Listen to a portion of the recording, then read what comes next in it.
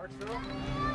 Hey folks. Let's get 2 questions and a follow-up to Mr. Sinise. Anyone want to start? Cool. Gary, have you ever asked the troops why they have such an emotional connection to the Lieutenant Dan character? Well, no, but it seems like, you know, people who have seen the movie and who are in the military have, you know, enjoy the movie. They like the movie, and they seem to like the character. And I've certainly been to the hospitals enough, and you know, seen our wounded at the hospitals, and they seem to think I know what they're going through there because I played a character who got wounded.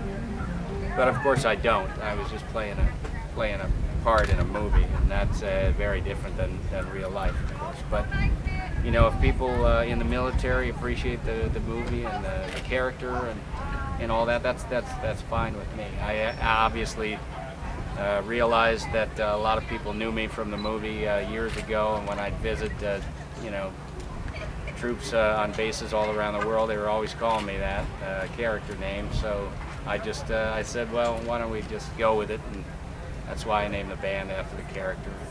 People seem to enjoy that a little. Gary, can you tell us a little about your foundation that you personally started, and I guess pretty much your mission to serve, honor, and need? Well, yes, I you know, for many years I've been supporting the veterans and certainly our active duty in the last 10 years since we've been at war here. And over the years I've met so many people that are trying to fill the gaps and do good things on behalf of our military families and first responders and what have you. And so I've gotten involved with a lot of these various organizations and done a lot of different types of things to try to give back to them, and realized at a certain point that I could not do more as one guy without having some sort of entity to help me raise additional funds and raise additional awareness about what the needs of our troops and first responders are.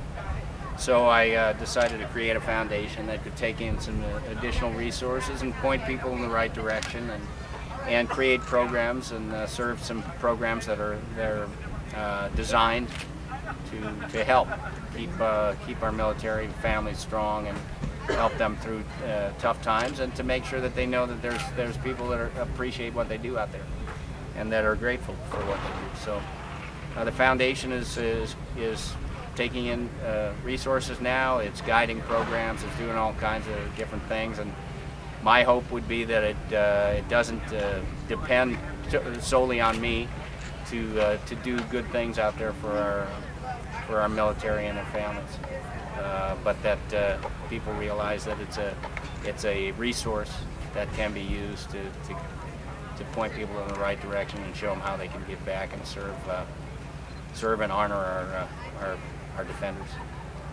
Now, I think I read somewhere where you said that you would probably be 90 trying to hit every military base across the country. Now, for you, you've got a list of awards, recognitions that you've personally got. Your organization, within your organization, what is there left for you to do that you haven't done? Well, I certainly haven't been to every single base there is. I mean, I've been to a lot of military bases around the world and met a lot of our defenders out there and tried to pitch in and help them out. You know, this is a dangerous world, and you know, I think if you're paying attention to what's happening in the world each and every day, you're going to have to come to the realization that it's probably not going to get less dangerous as time goes on, and the need for a strong defense is going to be ever present. And we saw what happened when 19 very determined people with box cutters decided to get on those planes and attack our country. And, you know, that happened kind of right under our noses.